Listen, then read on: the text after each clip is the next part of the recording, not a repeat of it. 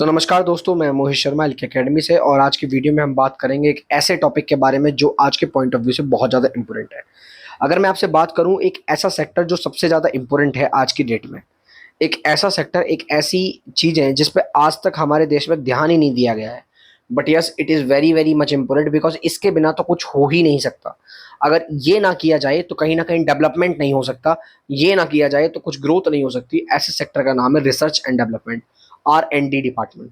हर जगह R&D department बहुत important role play करता है। एंड R&D डिपार्टमेंट ही है जो हमारी बेसिकली प्रेजेंट थिंग को हमारे पास्ट और फ्यूचर के साथ एनालिसिस करके हमको ये बताता है हमें किस तरीके से काम करना है, जिससे हम किए गई गलतियों को सुधार कर किस तरीके से इंप्रूव कर सके और अपनी फ्यूचर नीड्स और एडवांटेज जितनी भी चीजें हैं उनको मैच कर सके।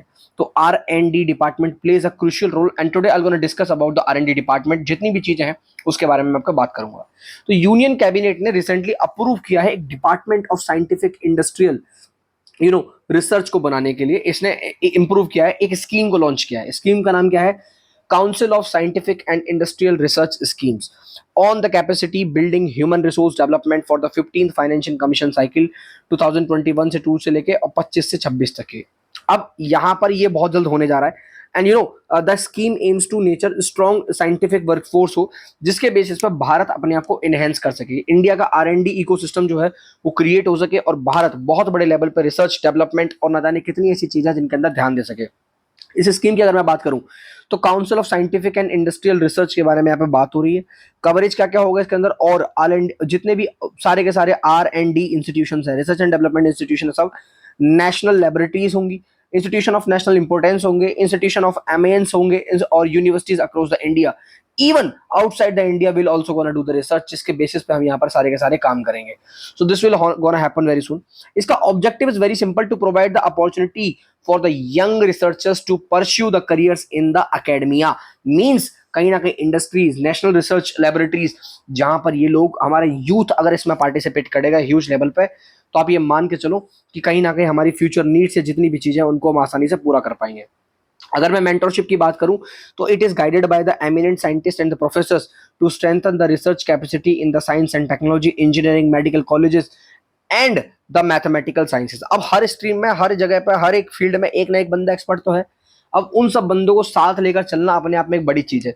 तो यहाँ पर R&D डिपार्टमेंट के लिए जो भी यूथ आएगा, जो भी चीजें आएंगी, उनको अलग अलग डिपार्टमेंट में भेजा जाएगा, जहां पर उनके एक्सपर्ट्स बैठे होंगे और वही एक्सपर्ट्स उनको ट्रेन करेंगे, गाइड करेंगे, जिनके बेसिस पर सारे यहाँ काम होंगे, सारी चीजें होंगी। अगर मैं सब स्कीम्स की बात करूं तो डॉक्टरल और पोस्ट डॉक्टरल फेलोशिप जितनी भी है, यानी कि support for the young researchers, ठीक है। तो एक्स्ट्रा म्यूरल रिसर्च स्कीम, यानी कि अब देखिए, आप ध्यान से सुनिए, भारत नगर फेलोशिप हो गई, funding and recognition for the senior researchers, award scheme होंगी to promotion and the recognization of excellence in the scientific research. तो ये सब यहाँ पर अब बढ़ चढ़कर चढ़ेगा।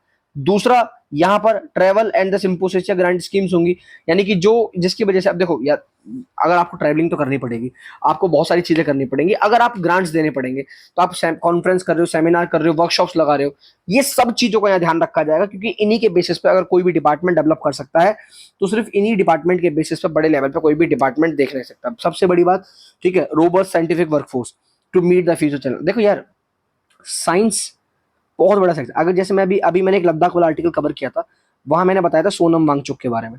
तो ही इज अ पर्सन जिसके अंदर साइंटिफिक टेम्परामेंट है। अगर आप हमारी बेसिकली वो भी देखोगे ना कि फंडामेंटल ड्यूटीज, वहां भी एक साइंटिफिक टेम्परामेंट का पार्ट है।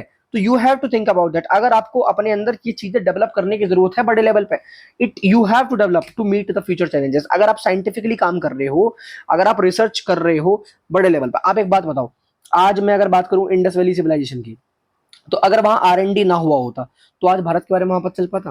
नहीं पता चल पाता। चलो इंडस वैली सिविलाइजेशन छोड़ो, मैं कह रहा हूं कि अगर आज AI पे R&D ना हुआ होता तो क्या AI डेवलप हो पाता?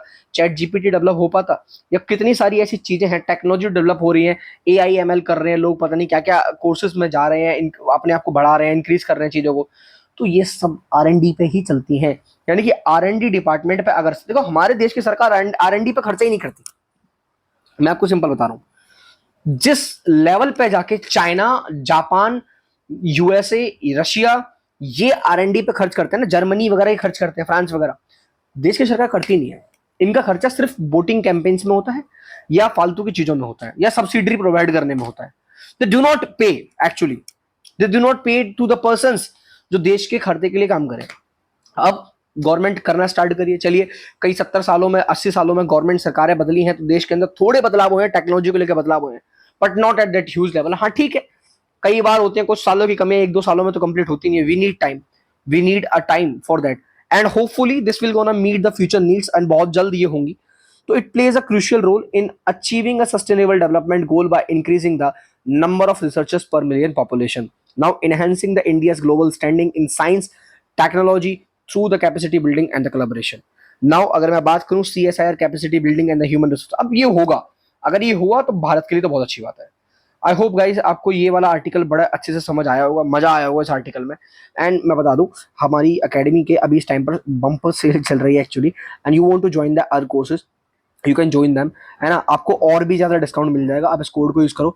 If you will have any issue ना, you can directly message to me, by which you will be able to get the course. ठीक है, इस क्यूआर कोड को स्कैन करो, यू विल गेट एवरीथिंग। और कोई भी डाउट हो तो I am available, always available there. Message me directly on the message box, comment box, and I will gonna reply you. ठीक है, तो ये मिलते हैं अगली वीडियो में, तब तक के लिए जय हिंद, वंदे मातरम।